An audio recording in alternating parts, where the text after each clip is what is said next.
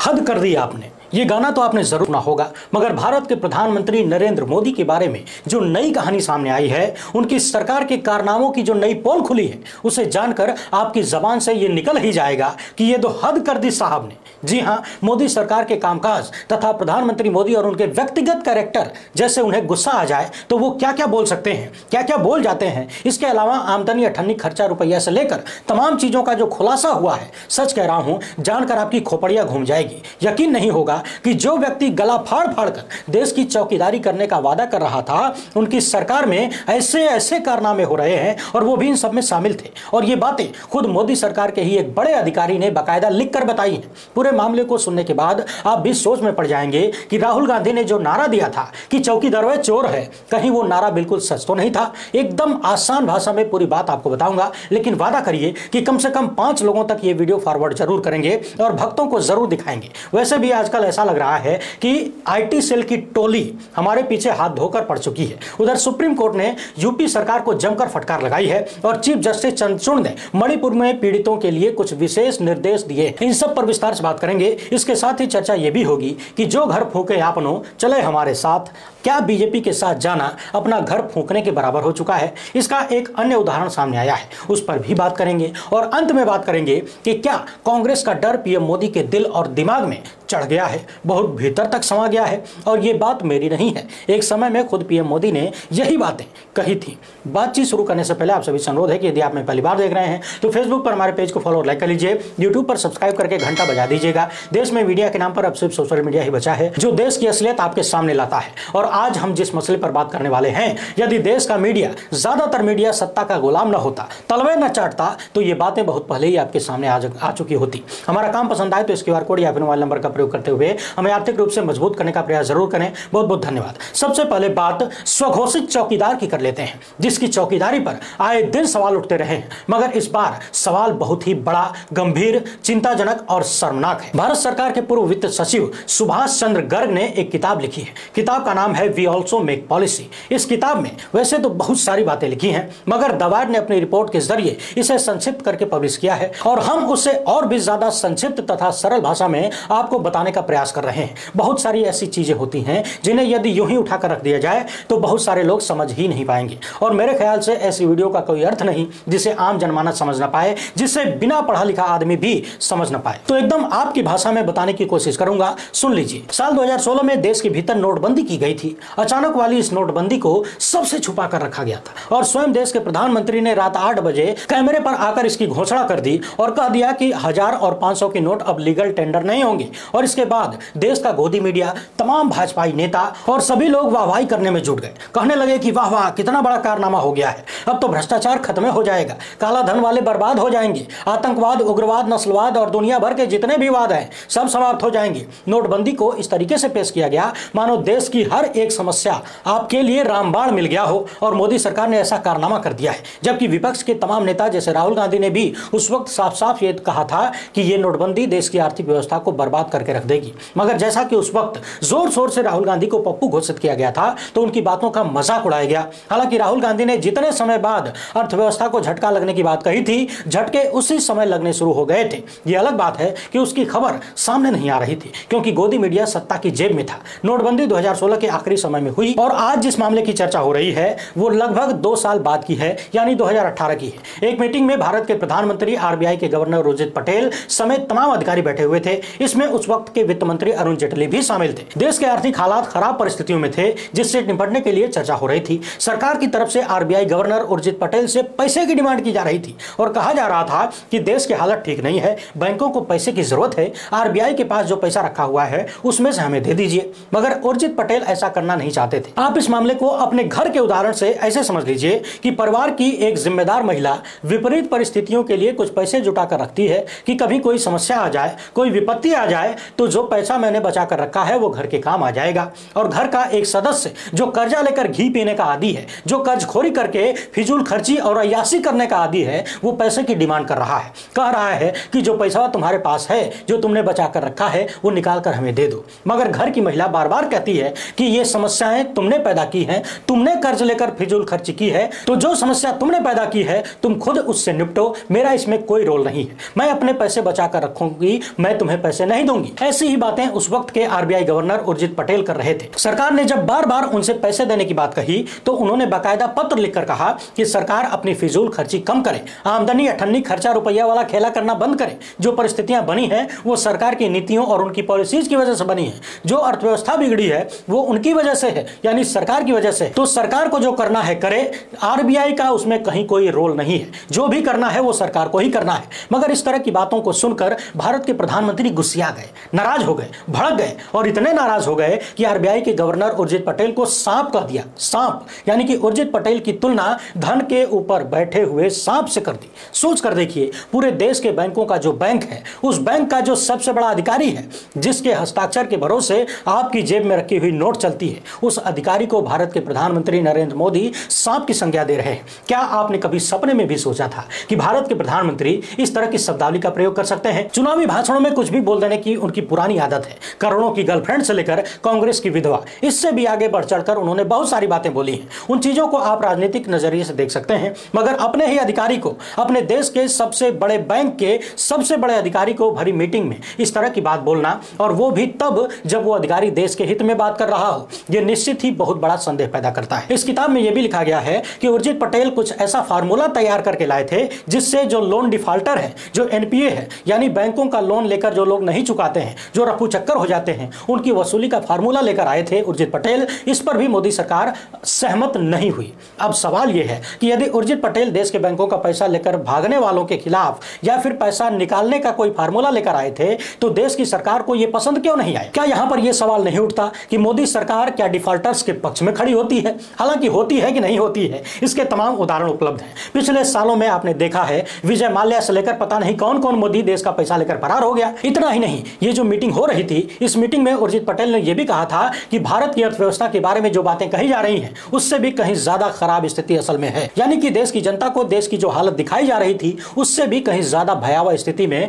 देश की अर्थव्यवस्था उस वक्त चल रही थी। मगर सोच कर देखिए, यदि ये सारी बातें साल 2018 में आपके सामने आ जाती तो साल 2019 में लोकसभा का चुनाव होने वाला था, पूरा माहौल बदल जाता और यह भी हो सकता था कि अगली सरकार बदल जाती। मगर ऐसे मौके पर गोदी मीडिया ने भरपूर साथ दिया। अभी और सुनिए, उर्जित पटेल तथा सरकार के बीच कई मसलों पर लगातार टकराव चल रहा था। उनमें से एक मामला था चुनावी बॉन्ड का।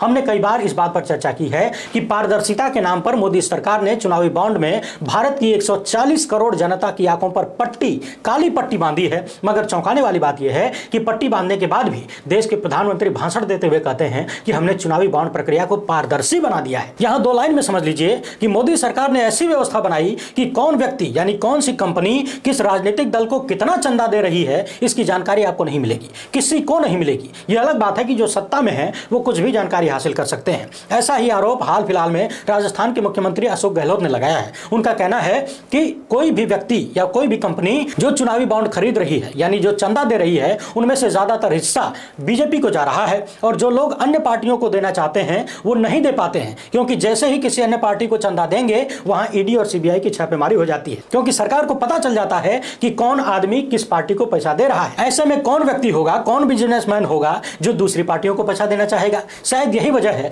कि पिछले कुछ सालों में, यानी कि ये वाली व्यवस्था आने के बाद से लगातार देखा जा रहा है कि देश भर में जो चुनावी बॉन्ड यानी जो राजनीतिक पार्टियों को चंदा मिलता है उसका सबसे ज्यादा हिस्सा भारतीय जनता पार्टी के खाते में जाता है। जब आप भारतीय जनता पार्टी और पूरे देश की तमाम पार्टियों को मिले चंदे का आकलन करेंगे तो पता चलेगा कि कितना बड़ा झोलझाल चल रहा है। हमने कई वीडियोज में विस्तार से बताया है कि कितना हिस्सा किसको जा रहा है। यहां बताएंगे तो फिर मामला लंबा हो जाएगा। चुनावी बॉन्ड के मसले पर भी उर्जित पटेल सरकार के फैसलों से खुश नहीं थे और उस वक्त के वित्त मंत्री अरुण जेटली को पत्र लिखकर यह सवाल उठाया था कि चुनावी बॉन्ड केवल और केवल आरबीआई ही जारी करे, अन्य बैंकों को इसमें शामिल न किया जाए। इसके साथ ही उन्होंने यह भी कहा था कि चुनावी बॉन्ड केवल डिजिटल मोड में जारी किए जाएं, फिजिकल मोड में नहीं। मगर बात बात में डिजिटल इंडिया का रट्टा मारने वाली मोदी सरकार यहां पर केवल डिजिटल मोड में ही जाती है और इस तरह के तमाम खींचतान के बाद उर्जित पटेल अपने पद से इस्तीफा दे देते हैं। जाहिर सी बात है, कोई भी व्यक्ति इस पद पर बने रहने के लिए या किसी पद पर बने रहने के लिए देश के साथ इतना बड़ा खिलवाड़ नहीं करना चाहेगा। माफ करिएगा, कोई भी व्यक्ति नहीं कहा जा सकता, बहुत सारे लोग ऐसे भी होते हैं जो पद के लिए कुछ भी कर सकते हैं। इसके बाद जो नए आरबीआई गवर्नर आए, पता चला कि उन्होंने भर भर के आरबीआई का पैसा सरकार को दिया। अब जरा सोच कर देखिए, जो मोदी सरकार 2018 में ऐसी कंगाले में थी कि आरबीआई से पैसा मांगने के लिए प्रधानमंत्री को गुस्सा होना पड़ता है, वही मोदी सरकार आने वाले वाले समय में कितनी फिजूल खर्ची करती है। नया वाला हवाई जहाज याद कर लीजिए, 8,500 करोड़ के आसपास। प्रधानमंत्री की नई नवेली चमचमाती काली वाली कार याद कर लीजिए, बताया जाता है कि 12 करोड़ की यह कार थी। नई संसद से लेकर सेंट्रल विस्टा सब कुछ याद कर लीजिए। कोई निर्माण या इंफ्रास्ट्रक्चर देश के लिए बुरा नहीं होता, मगर सवाल यह है कि किस वक्त में हो रहा है, कैसी परिस्थितियों में हो रहा है। यहां एक बात और ध्यान में रखनी चाहिए कि भारत में आए अब तक के सभी प्रधानमंत्रियों और सभी सरकारों ने मिलकर 2014 तक 55 लाख करोड़ रुपए का कर्जा लिया था और मोदी सरकार ने मात्र 10 साल में ही 100 लाख करोड़ से अधिक का कर्जा ले लिया। यानी कि अब भारत पर कर्जा बढ़कर 3 गुने के ऊपर हो गया है और यह खुद सरकार का कहना है, हम अपनी तरफ से नहीं बता रहे हैं। पिछली बार जब सरकार ने बताया था तो कर्जा, भारत के ऊपर कर्जा 155 लाख करोड़ का था और इन सब के बावजूद मोदी सरकार G20 के नाम पर 4000 करोड़ से अधिक रुपया हवा में उड़ा देती है। एक ऐसी मीटिंग जिसको करने में बाकी सारे देश 300 करोड़, कोई 400 करोड़, कोई 1000 करोड़ में निपटा देता है, उसी काम को करने में मोदी सरकार 4000 करोड़ से अधिक रुपया खर्च कर देती है। भोजपुरी में इसी कारनामे को घर फूंक तमाशा देख कहते हैं। वैसे भारत के प्रधानमंत्री किसी भाषण में कह रहे थे कि जितनी मौज करनी है कर लो, घी पीना है पी लो, आगे क्या होगा किसने देखा है। हालांकि ये बातें वो किसी और के मामले में कह रहे थे, दूसरों को नसीहत दे रहे थे, मगर उनके और उनकी सरकार के कारनामों को देखकर ऐसा लगता है कि ये व्यक्तिगत अनुभव रहा होगा। वरना एक तरफ जबरदस्ती करके आरबीआई से पैसा मांगना और दूसरी तरफ 8,500 करोड़ की जहाज खरीदना, 12 करोड़ की कार खरीदना, ये सबके बस की बात नहीं है। शायद इसीलिए कहा जाता है कि फलाने हैं तो मुमकिन है, क्योंकि फलाने के बिना इस तरह की फिजूल खर्ची और दिखावे का कार्यक्रम कोई और नहीं कर सकता। पिछले दिनों आपने उत्तर प्रदेश के मुजफ्फरनगर का एक वीडियो देखा होगा। हमने भी उस पर विस्तार से चर्चा की थी कि किस तरीके से एक दूषित मानसिकता की अध्यापिका छोटे से बच्चे को क्लास के अन्य बच्चों से पिटवाती है तथा ऐसा नजर आता है कि धर्म के आधार पर उसके साथ भेदभाव किया जा रहा है। यह मामला सुप्रीम कोर्ट में पहुंचा था और सुप्रीम कोर्ट ने यूपी सरकार को जबरदस्त तरीके से फटकार लगाई है और कह दिया है कि आप गुणवत्तापूर्ण शिक्षा देने में विफल रहे हैं, यानी फेल हुए हैं। यहां तक पूछा है कि यह कौन सी शिक्षा दी जा रही है। इसके साथ ही सुप्रीम कोर्ट ने निर्देश दिया है कि इस मामले की जांच करने के लिए एक आईपीएस रैंक के वरिष्ठ पुलिस अधिकारी को लगाया जाए। दरअसल महात्मा गांधी के प्रपौत्र तथा सामाजिक कार्यकर्ता तुषार गांधी ने मुस्लिम छात्र के साथ हुई इस घटना को लेकर सुप्रीम कोर्ट में जनहित याचिका दायर की थी। इसमें उन्होंने राज्य की निष्क्रियता का आरोप लगाया था और यह भी कहा था कि एफआईआर में सांप्रदायिक आधार पर निशाना बनाए जाने के पीड़ित के पिता द्वारा लगाए गए आरोपों को छोड़ दिया गया। यानी कि जो एफआईआर हुई उसमें यह नहीं लिखा गया कि धर्म के आधार पर यहां पर भेदभाव किया जा रहा था। इस बात की चर्चा शुरू से ही हो रही थी कि धर्म आधारित भेदभाव का जो मामला है, पुलिस ने उसे नोटिस में क्यों नहीं लिया। और अब वही बात सुप्रीम कोर्ट में पहुंची है और सुप्रीम कोर्ट ने इस पर आश्चर्य व्यक्त किया है। लाइव लॉ के अनुसार जस्टिस ओका ने कहा कि यह एक बहुत ही गंभीर मुद्दा है। शिक्षक छात्रों को एक सहपाठी को पीटने के लिए कह रहे हैं क्योंकि वे एक विशेष समुदाय से ताल्लुक रखता है। क्या यह गुणवत्तापूर्ण शिक्षा है?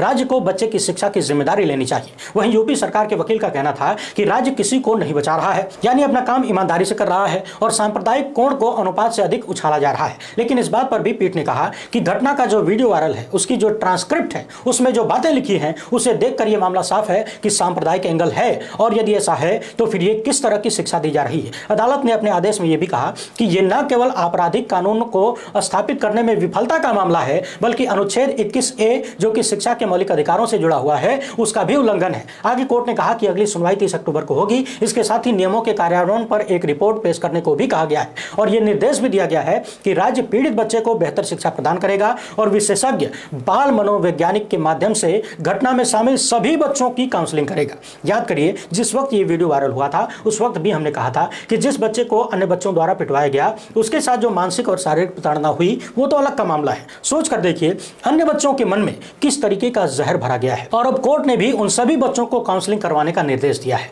यहाँ एक बात और ध्यान दीजिए, कोर्ट ने यह भी कहा कि जब तक छात्रों में संवैधानिक मूल्यों के महत्व को बढ़ाने का प्रयास नहीं किया जाता है, तब तक वो गुणवत्तापूर्ण शिक्षा नहीं हो सकती। यदि किसी छात्र को केवल उसके धर्म के आधार पर दंडित किया जाता है तो वो गुणवत्तापूर्ण शिक्षा नहीं हो सकती। इस मामले में सरकार की विफलता साफ साफ दिखती है, जिसे देखकर सुप्रीम कोर्ट के जज भी दंग रखे और एक के बाद एक फटकार लगाते रहे। मगर कुल मिलाकर समझना यह है कि भारतीय समाज में जहर का स्तर कहां तक पहुंचा दिया गया है। ऐसे ही जहर का परिणाम पिछले दिनों मणिपुर में देखने को मिला और लगातार देखने को मिल रहा है। सुप्रीम कोर्ट में चीफ जस्टिस डीवाई चंद्रचूड़ की अदालत में मणिपुर का मसला सुना गया। चीफ जस्टिस ने मणिपुर हिंसा के पीड़ितों का आधार कार्ड बनाने का निर्देश दिया। इसके साथ ही यह भी कहा कि जो पहले से रिकॉर्ड उपलब्ध है तथा बायोमेट्रिक डेटा जो सरकार के पास उपलब्ध है, उसका प्रयोग करके सत्यापन के बाद जो मूल निवासी हैं मणिपुर के, उनका आधार कार्ड बनाया जाए। पिछले दिनों सुप्रीम कोर्ट द्वारा बनाई गई समिति ने रिपोर्ट दिया था कि हिंसा में पीड़ित लोगों के दस्तावेज गायब हो गए हैं। इसी पर चीफ जस्टिस ने यह निर्देश दिया है। इसके साथ ही सुप्रीम कोर्ट में मणिपुर हिंसा में मारे जाने वाले लोगों के शवों को दफनाने की बात भी सामने आई। इस पर चीफ जस्टिस नाराज होते हुए दिखे और उन्होंने कहा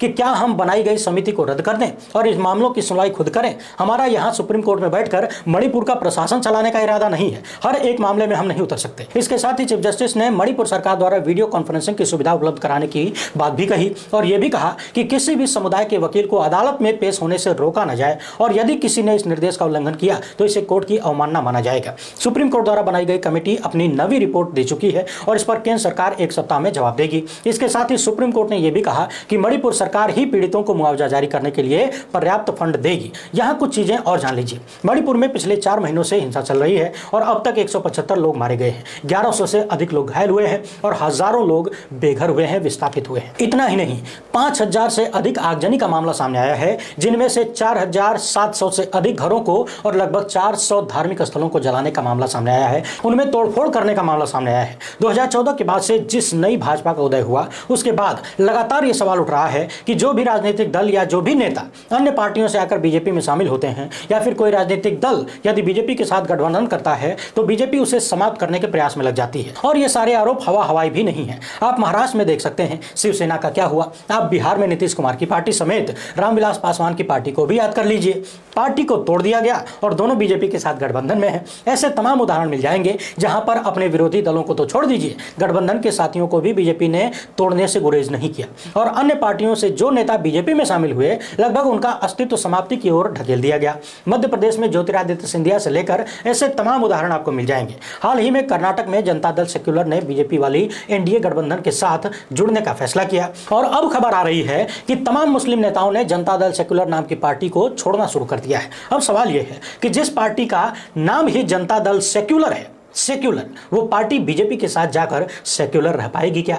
अब चर्चा इस बात की भी होने लगी है कि क्या कुमारस्वामी ने अपना घर फूंक कर बीजेपी से दोस्ती करने का मन बना लिया है? क्या एक और पार्टी बीजेपी की दोस्ती की भेंट चढ़ने वाली है? कुछ साल पहले देश के प्रधानमंत्री तमाम पार्टियों के नेताओं पर यह आरोप लगाते थे कि वे लोग दिन रात मोदी मोदी का रट्टा लगाते हैं और ये बताने की कोशिश करते थे कि तमाम पार्टियों के नेता मोदी नाम से घबराते हैं, डरते हैं। कांग्रेस नेता श्रीनिवास ने पीएम मोदी के द्वारा दिए गए पिछले दिनों का एक भाषण जो कि मध्य प्रदेश के भोपाल दिया गया था, उसका एक बड़ा महत्वपूर्ण क्लिप शेयर किया है और इस क्लिप में दिखाया गया है कि किस तरीके से देश के प्रधानमंत्री 51 मिनट के भाषण में 44 बार कांग्रेस का नाम लेते हैं। इसे शेयर करते हुए श्रीनिवास ने लिखा है कि कल 9 साल से प्रधानमंत्री मोदी 18 साल से भाजपा शासित मध्य प्रदेश भोपाल में थे और 51 मिनट के भाषण में उन्होंने 44 बार कांग्रेस का नाम लिया, अर्थात 44 मिनट के आसपास कांग्रेस पर बोले। 18 घंटे कांग्रेस के नाम से ही गला सूखता है। वैसे सवाल यह भी उठने लगा है कि आजकल पीएम मोदी अपने हर एक भाषण में उसका ज्यादातर हिस्सा कांग्रेस पर ही केंद्रित क्यों रखते हैं? क्या ये आने वाले चुनाव में कांग्रेस के प्रति पैदा होने वाला कोई डर है? क्योंकि ऐसी बातों का उदाहरण उन्होंने खुद ही पूर्व में दिया था।